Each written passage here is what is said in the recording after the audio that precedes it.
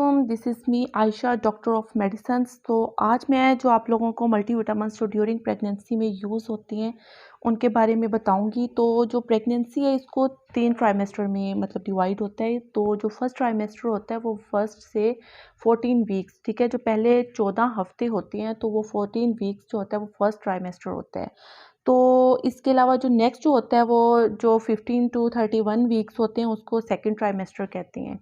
तो 32 से आगे जो फर्दर 40 वीक्स हैं, ठीक है, 39 40 कंसीडर किया जाता है तो उनको थर्ड ट्राइमेस्टर कहते हैं। ये जो 3 ट्राइमेस्टर्स हैं इनमें जो रिकमेंड किए जाते हैं विटामिन्स वो डिफरेंट होते हैं, क्योंकि हर ट्राइमेस्टर का जो प्रोसीजर है, जो प्रोसेस है वो डिफरेंट होता है। क्योंकि इसके अंदर जो होता है, जो फर्स्ट ट्राइमेस्टर के अंदर है, जो बच्चा जो होता है वो पूरी स्ट्रक्चर बन रही होती है फर्स्ट ट्राइमेस्टर के अंदर। तो अगर कोई एबनॉर्मेलिटी आनी होती है तो वो फर्स्ट ही ट्राइमेस्टर के अंदर इन 14 वीक्स में आ जाती है। तो इसीलिए जो पहले 14 हफ्ते होते हैं या पहले 3 मंथ्स होते हैं, ये बहुत ज़्यादा इसमें ख्याल रखना चाहिए। जो भी मेडिसिन यूज़ करनी चाहिए वो डॉक्टर से पूछ के करनी चाहिए और कोई भी टॉक्सिक केमिकल से अवॉइड करना चाहिए। मतलब जो अगर आप कोई साथ कोई और सप्लीमेंट ले रही हैं या कोई मेडिसिन ले रही हैं, इवन कि आप लोग कोई पेन किलर ले रही हैं, तो इससे अवॉइड करना चाहिए। और अगर लेनी है तो वो पहले आप डॉक्टर से कंसल्ट करें। अब फर्स्ट ट्राइमेस्टर में जो सबसे ज़्यादा यूज़ होता है वो फॉलिक एसिड, ठीक है।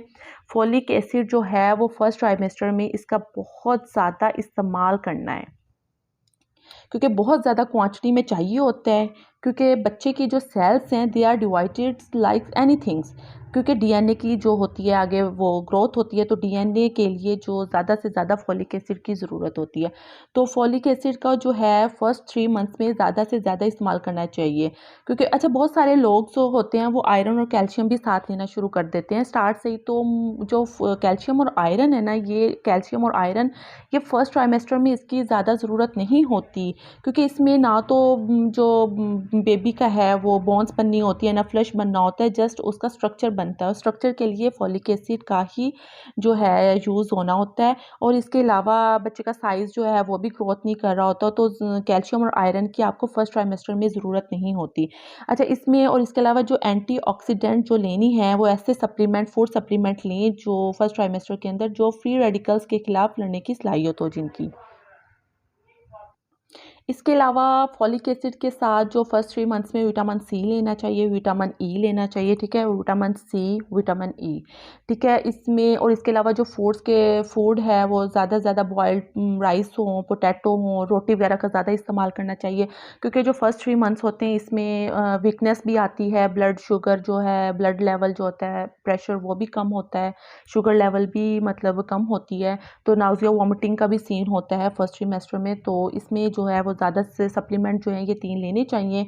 अच्छा, जो नेक्स्ट जो सेकंड ट्राइमेस्टर है उसमें हमारे जो बच्चे की है वो बोन्स बननी है, उसका साइज़ इंक्रीज़ होना है, तो उसमें जो है आयरन रिच फूड का इस्तेमाल होना चाहिए, ठीक है।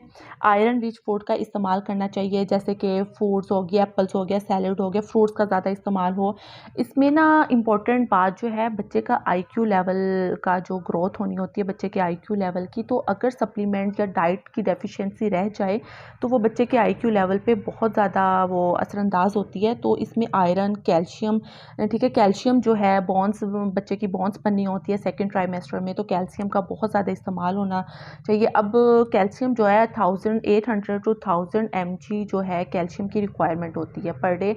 तो अब एक ग्लास दूध का है तो उसमें आई थिंक ज़्यादा से ज़्यादा 250 mg होता है, तो साथ एक सप्लीमेंट ले लेंगे तो ताकि रिक्वायरमेंट पूरी हो जाए। और इसके अलावा विटामिन डी, अच्छा vitamin D naturally daily sun bath भी लेना चाहिए, ठीक है, 5 टू 10 मिनट्स का। और सन बाथ के लिए आपने बैक मतलब जो सूरज की तरफ ना अपनी बैक को करना है, ताकि बैक से जो है वो ज़्यादा एब्जॉर्प्शन होती है विटामिन डी की। इसके अलावा विटामिन के का इस्तेमाल जो होता है ये क्या कर रहा होता है कि विटामिन डी को एब्जॉर्प्शन करवाने में उसकी हेल्प कर रहा होता है। बच्चे की बोन्स वगैरह बननी होती है तो उसके लिए विटामिन डी और के का इस्तेमाल भी ज़रूरी है। अब थर्ड जो ट्राइमेस्टर है जिसको हम आखिरी मंथ्स बोलते हैं, आखिरी वीक्स बोल रहे होते हैं, इसमें बेबी की ग्रोथ बहुत ज़्यादा होती है। मतलब कि अगर जो बेबी की ग्रोथ सेकेंड ट्राइमेस्टर से 2 से 3 गुना ज़्यादा होती है और बहुत फास्ट होती है, टाइम के साथ साथ बहुत जल्दी हो रही होती है, तो बहुत ज़्यादा कॉम्प्लेक्स कार्बोहाइड्रेटेड फूड्स लेनी चाहिए इसमें, और वॉक करनी चाहिए, एक्सरसाइज क्लीन करने का जो है एक्सरसाइज बहुत ज़रूरी होती है। आयरन और कैल्शियम भी, जैसे अगर आयरन और कैल्शियम आप सेकंड ट्राइमेस्टर में 100 mg ले रहे हैं तो थर्ड में आप 120 mg करते हैं। और कॉम्प्लेक्स कार्बोहाइड्रेट्स फूड इसीलिए लेनी चाहिए क्योंकि इसमें ब्लड प्रेशर ज़्यादा होने का होता है और शुगर लेवल भी ज़्यादा होता है, होने के असरात होते हैं, तो इसमें जो है वो डाइट का बहुत ज़्यादा ख्याल रखना है। तो थैंक यू। जो विटामिन्स हैं वो प्रेगनेंसी में जो लेने चाहिए वो यहाँ पे मैंने लिखे हुए हैं ताकि आप लोगों को, और इसके अलावा बहुत सारे मार्केट में बहुत सारे सप्लीमेंट्स हैं, डिफरेंट है, लेकिन जो आप मेडिसिन या सप्लीमेंट डॉक्टर आपको लिख के देते हैं तो आप एक दफ़ा चेक कर लें कि कौन कौन से आपको विटामिन्स की ज़रूरत है, कौन कौन से ट्राइमेस्टर के अंदर।